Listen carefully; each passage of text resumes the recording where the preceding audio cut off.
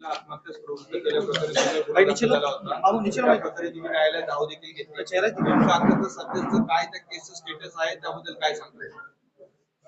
कोर्टात न्याय प्रविष्ट आहे. कोर्टाने मला इंटेरियम रिलीफ दिलेली आहे.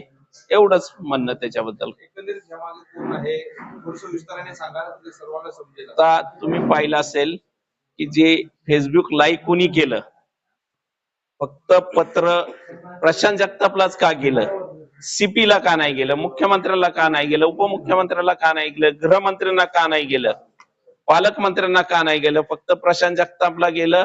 आणि प्रशांत जगतापनी लाईव्ह केलं आणि मागणी केली गुन्हा दाखल करण्याची. ह्याच्याहून हे राजकीय षडयंत्र आहे असं माझं म्हणणं आहे. म्हणजे संपूर्ण कट कारस्थान प्रशांत जगतापचं आहे आपलं म्हणणं. आता जो फेसबुक लाईव्ह करतो त्याच्या खालीच यंत्रणा चालवणारी जी लोक असतील संपूर्ण ती गँग आहे ना. आता तुम्ही ऑडिओ ऐकली, आता या ऑडिओ वाल्याला अटक करून तपास करावा पोलिसांनी, याच्यात कोण कोण आहे. सुसाईड नोट मध्ये टोटल 41 लोकांची नावं आहे. त्याबद्दल तुमचं असं मत आहे की त्यांच्यावरती पण गुन्हा दाखल झाला पाहिजे? नाही, ती पोलीस यंत्रणेचा भाग आहे. पोलिसांनी तपास करावा, जे जो त्याच्यात दोषी आहे त्याच्यावर गुन्हा दाखल करावा. आणि खरं आहे का खोटं आहे हे आधी चेक करावं पोलिसांनी. ते आहे का ते आहे की पोलिसांचा तपासाचा भाग आहे. सीडीआर चेक करावे, तिथले सीसी फुटेज, त्याच्या ऑफिसवर येणारे जाणारे गेल्या 1 महिन्यापासून कोण कोण लोक येत जात होती. 40 पानाची 30 पानाची जी सुसाईड नोट आहे, सहज 10 मिनिटात 15 मिनिटात किंवा तासाभरात लिहून होणारी गोष्ट नाहीये. आपण सैदनगर मधला केला होता आणि आता आपल्याला टिपूचा आकार बदलला गेला, त्याबद्दल टिपूचा जो आहे प्रशांत जगताप, त्या प्रशांत जगतापचं विधानसभेत टिपू पठाण,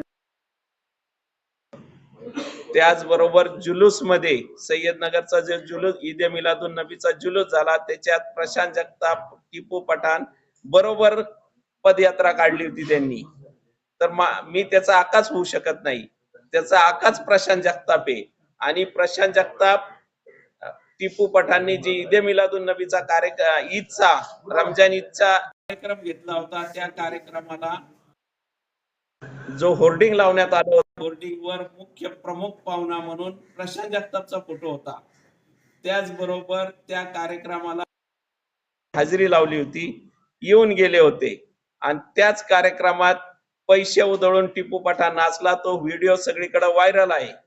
नाही, त्या व्हायरल व्हिडिओ मध्ये अनेक नगरसेवक दिसतात. तुम्ही आता थेट त्यांच्यावरती आरोप करता. तुमच्याकडे काय पुरावे आहेत का? कुणाकडे? तुमच्याकडे. कशा संदर्भात?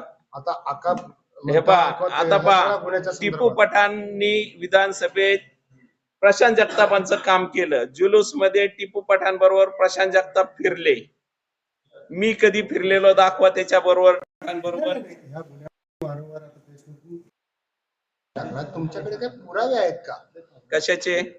हेच फेसबुक लाईव्ह झाले, हाच सगळ्यात मोठा पुरावा आहे. बाकी कोण फेसबुक लाईव्ह झालं नाही, माझ्यावर आरोप केले नाही, हाच मोठा पुरावा आहे. प्रशांत जगताप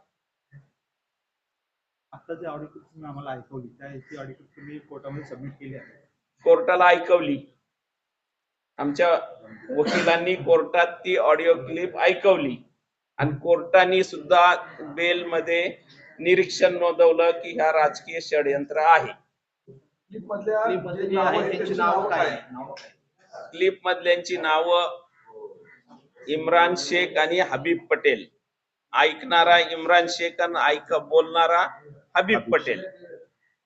आणि माझी मागणी आहे की त्यांनी, तुम्ही ऐकलं ते ऑडिओ क्लिप, त्याच्यात अजून 2 व्यक्ती मरायला तयार आहेत. त्यांचा जीव वाचवण्यासाठी माझी पोलीस कमिशनरांना विनंती आहे की हबीब पटेलला अटक करून या सर्व बाबतीचा तपास करावा आणि मग दूध का दूध आणि पाणी का पाणी होईल.